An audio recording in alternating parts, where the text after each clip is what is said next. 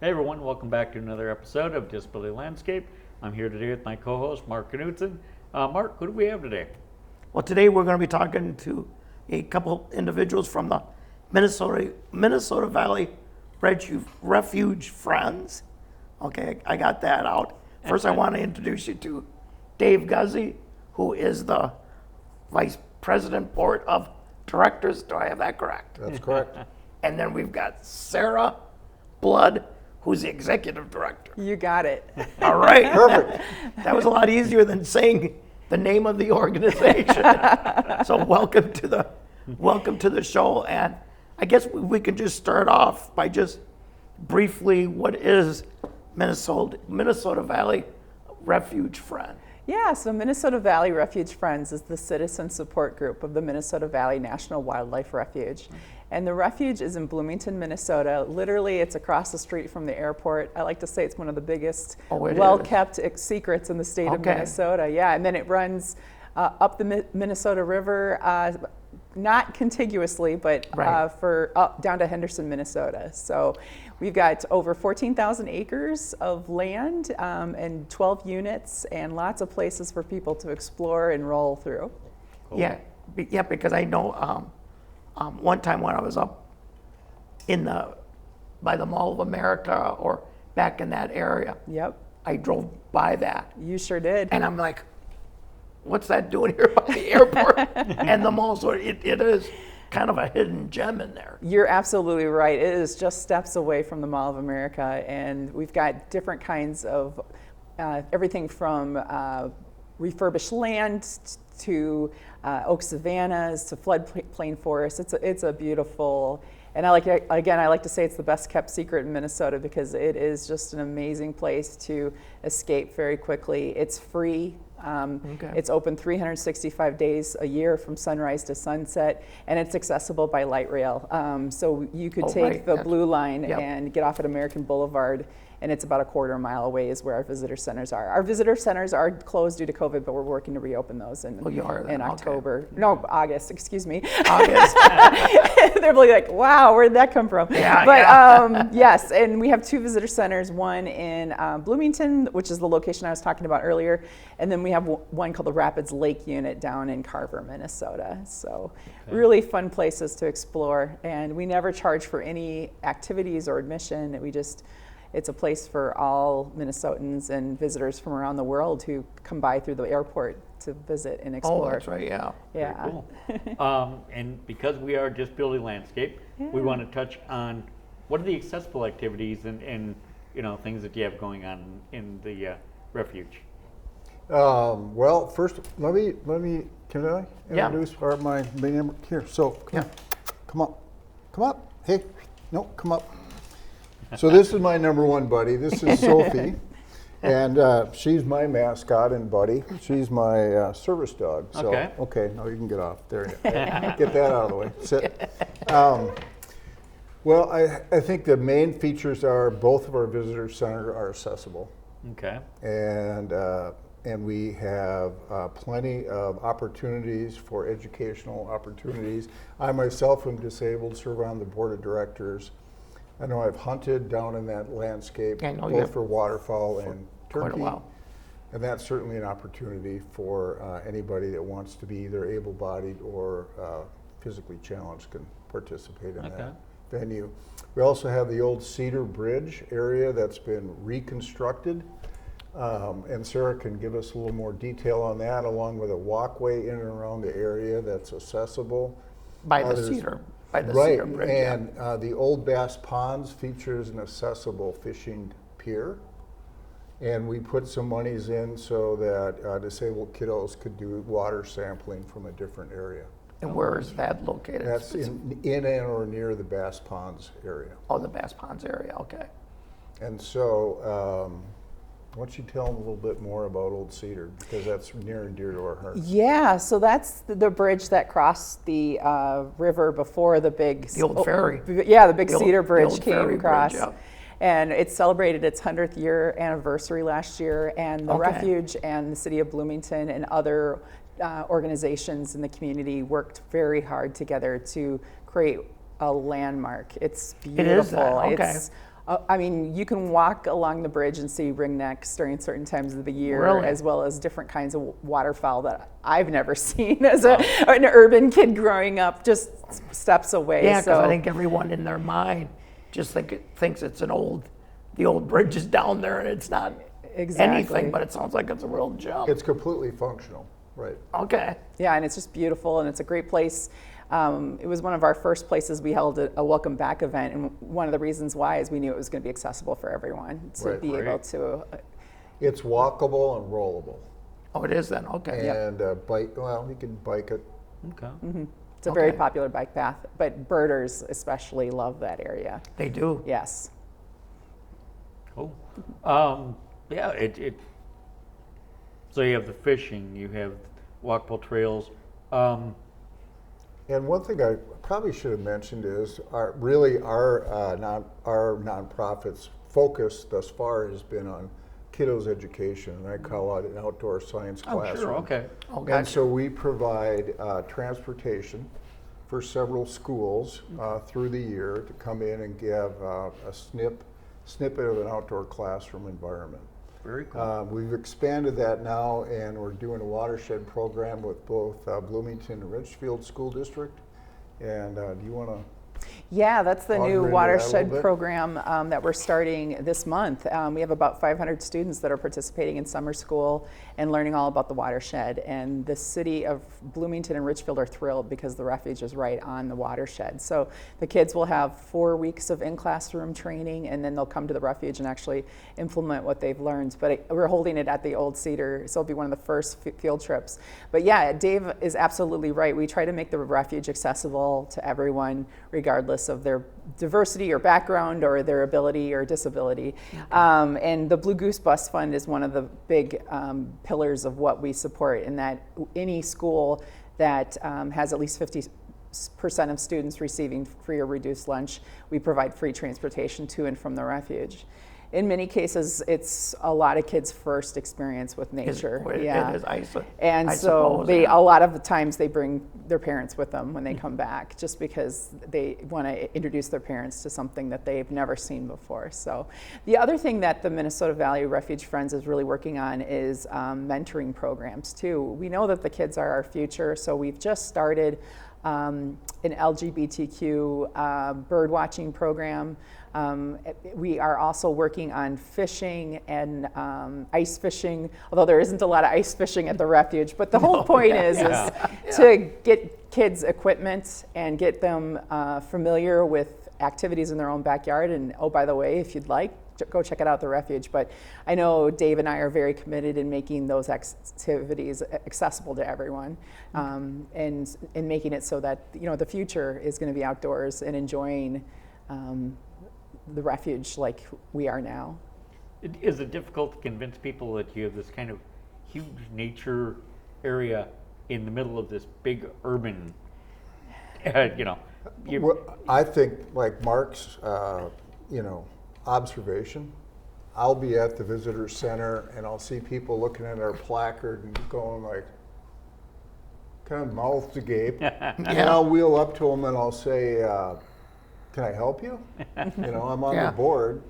And the guy, I've lived in Bloomington my entire life. And I had no idea this was here. something basically in the shadow of the Mall of America. Well, right. And Yep. it's a, like you said, it's a hidden gem within the Twin Cities It area. really is. Right, and it is. It's the nation's it's the nation's largest urban-based refuge. It is. Okay. Okay. I think the other thing too is COVID's really changed people in how they approach nature. For Really? me and a lot of people, it was an escape because we were confined to our homes. And so on a typical year, we had around 400,000 visitors. Mm-hmm. Almost half of those people were coming from the airport. Our visitors went up fivefold during the pandemic. Wow. We It did. had lots of parking issues like we've never experienced as people were seeking refuge in the refuge, I like to say. So, Right, yeah. but they were just trying to find a place to escape. And again, the fact that it's open year round, You don't need, I like to call it the Dora the Explorer refuge. You just Okay. need a pair of shoes or a good sturdy wheelchair. Right, yeah. A map, a backpack, bottle Maybe of water. maybe some studs on those wheels. Yeah, there you go. And you can have a great day exploring the refuge and just reconnecting with nature. Well, yeah, because, as many of us learned last year, the safest place to be was either in your house or outside. Outside. Exactly. And if you could be in an area that sounds as beautiful as this, unfortunately I haven't been there yet, but I think I'm going to have to go now. You will have to come and we would love to show you around. That's for sure, 'Cause Charlie. Like a lot of people, I didn't know it was there. Although I will say I had a friend who lived in the area, and her most favorite summer activity was go and sit on the Cedar Bridge during the evening on a hot day. Oh, wow. Yeah. Right. And, it sounds like I have to check it out now. Yeah, the one thing I thought was just a little side note is when we moved to Jordan, and at that time they had built the new bridge because the ferry bridge was replaced with the new bridge, and people would ask me because the old ferry bridge used to flood, of course.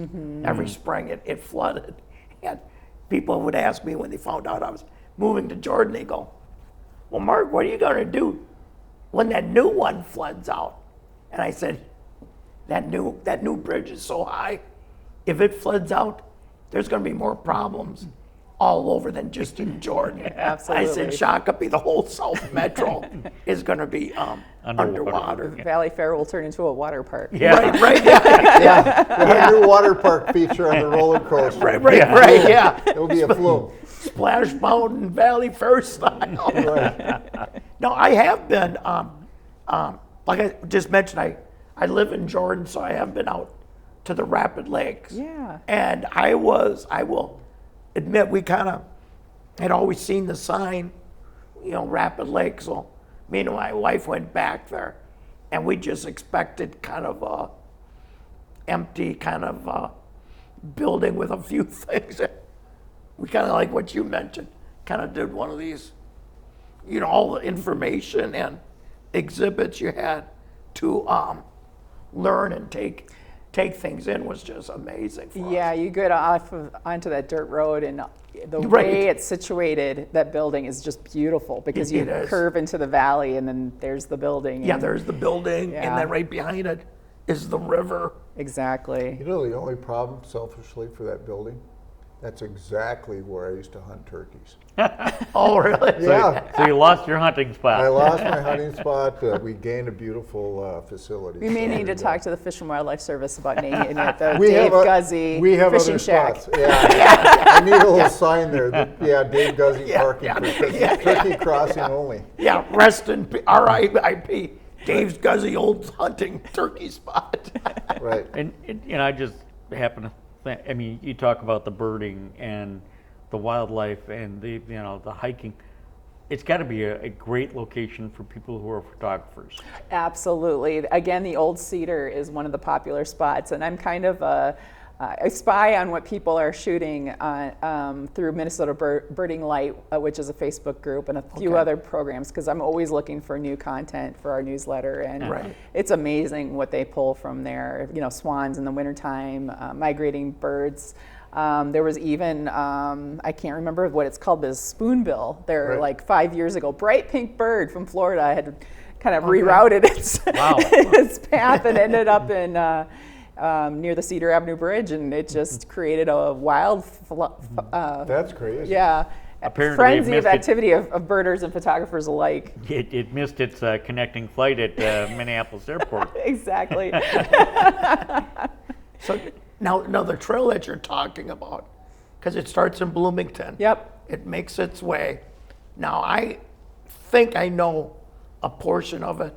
Is that the trail that goes through in Shakopee at Memorial? Do you know Memorial Park in Shakopee off of No, 101? Do you? I do not. I'm sorry. Okay, Yeah, I'm sorry, I too. think the trail. I think that trail goes along. Yeah, I know that they partner with a lot of different. That's what I'm thinking programs, because yeah. it goes along there because it goes right along your trail. Got pretty it. much goes along the river. Correct. Yep. Yeah, that is so correct. this is the trail because Yeah, It we goes- connect with a lot of regional trails. Yeah, and yeah, because it goes intersect, down and Yep.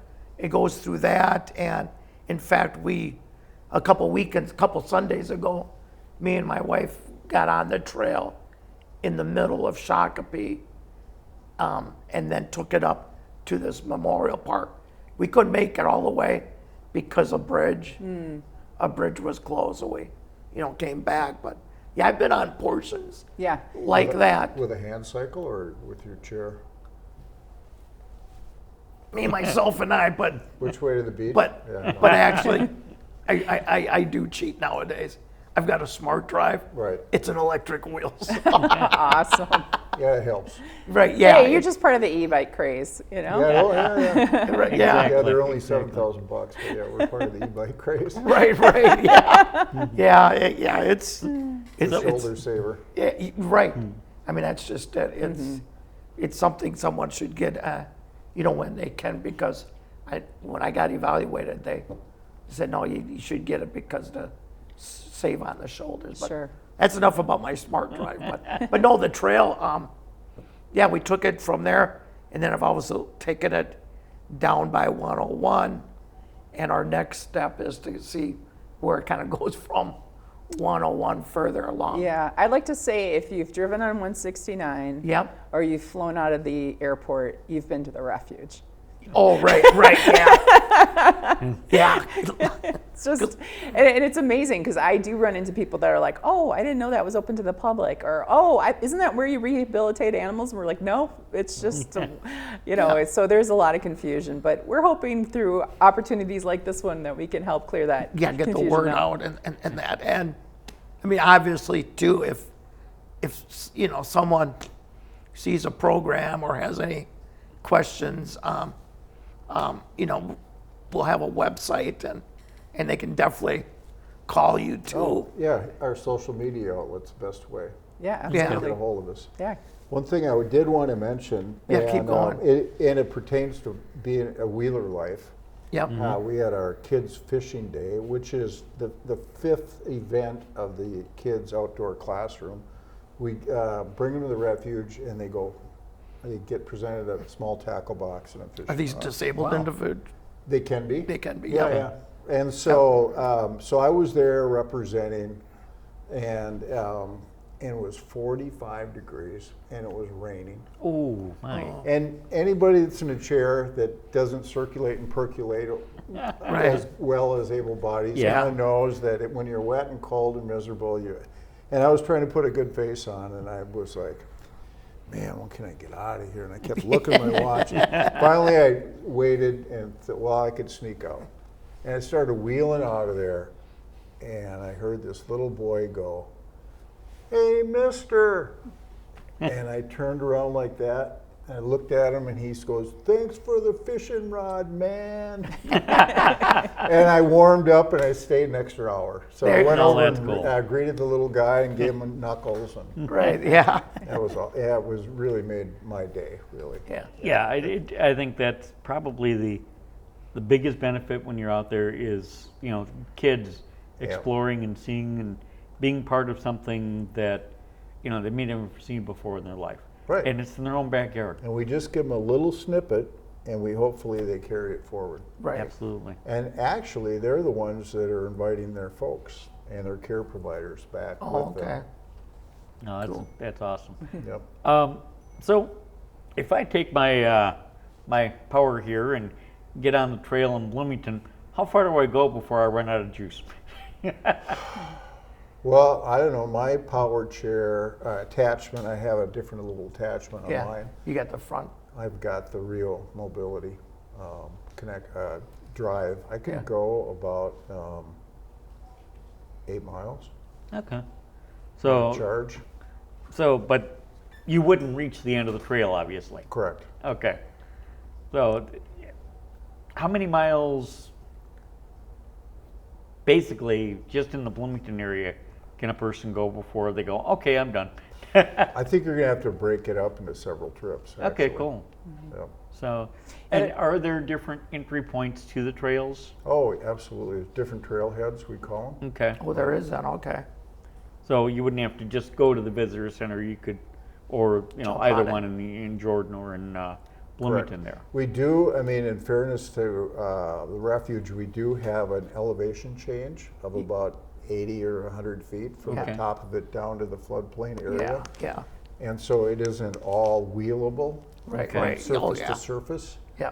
So the three of us need to be cognitive of Right. where you can and where you can't Yeah. go. Yeah. Right. And you just And go we've and all check it known out. that, right? Yeah. Are, Oh, are yeah, there yeah, warning signs that say, okay, a grade here or an up there? Or That we do not have, and that would be a good case in point to have some of that signage. okay, okay. Now, with the Minnesota Valley Refuge Friends, that's a citizen group. Yep. So is that, I take it that's a separate group of the Minnesota Valley? National Wildlife Refuge? Yes, Yes. thank you, yeah. Yeah, I like to. So how do the two Yeah. work together? I like to describe it as a three-legged stool. So we have the Fish and Wildlife Service, which operate the refuge system, and we have 850 million acres across the country. To put that in perspective, the National Park Service only has 85 million. Wow. So that tells you how much bigger Yeah. they have to tackle. And so they're one leg. We're, as the citizen support group, we do the fundraising, education, Okay. raising awareness, doing advocacy, Okay. helping to raise awareness about laws that would help benefit Yeah. the environment, that kind of thing. And then we're unique that we have a third leg at our refuge, which is the Minnesota Valley Trust. And that was created in result of the north-south runway being expanded. So we received some funding through that, and they are responsible for, they help with the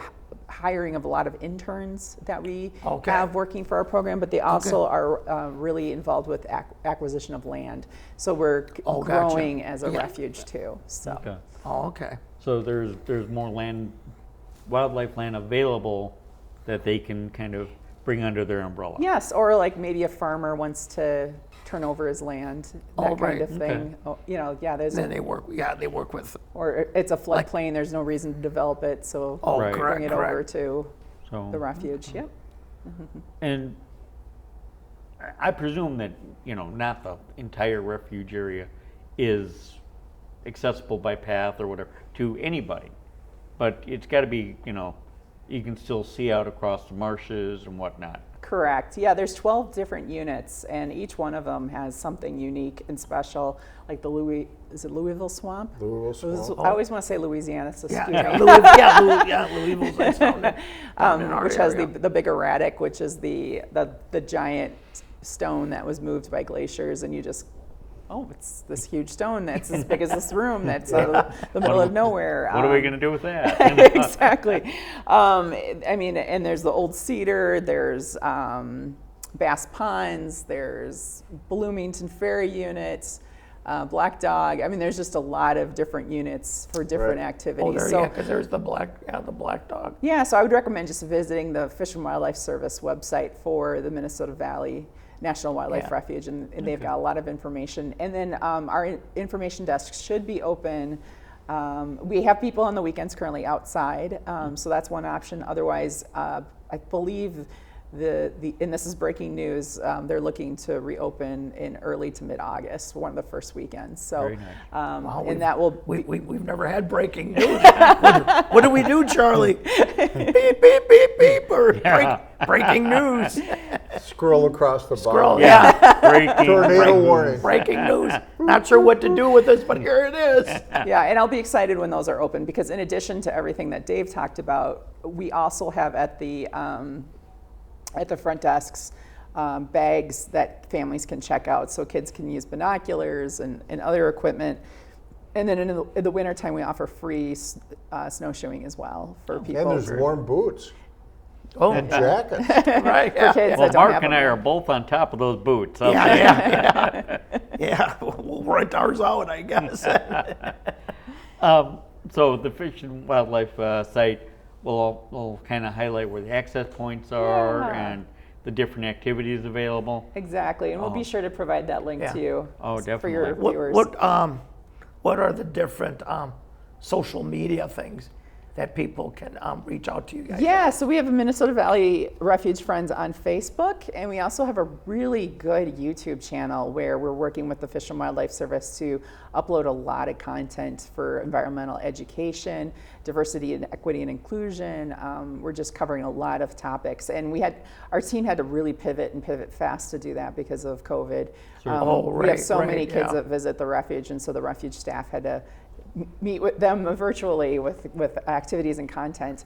And then the Fish and Wildlife Service also has a Friends Facebook page as well as their website. So yeah, we try to partner on a lot of things to make it accessible to everyone. Cool. So, Mark, I think it's time to wrap it up here. Yeah. I want to thank Dave and Sarah for joining us today. What do you have to say? Yeah, no, it was, for me, it's exciting because, like I said, I live in Jordan and have gone on the trails and want to check out other parts of it. I think the first thing I want to do is get up to the Cedar Avenue Bridge. I always think of it as the ferry bridge because me mentally, I still have that picture of that old ragtag thing, but I want to Well, get I'm old enough to know that my dad and mom crossed that more than once, right? Yeah. So, There you go. So no, it's been great. Thank you. Oh, Thank thanks you for for having coming. us. Yep. Well, thanks for having us. This Yeah, is great. most definitely. Well, and as someone who hasn't been there before and it sounds so exciting, I'm definitely going to check it out, see if I can talk my wife into heading down there as well. But in the meantime, I'm Charlie Brose. He's been Mark Knutson. I want to thank Dave and Sarah for joining us. We'll see you next time on Disability Landscape.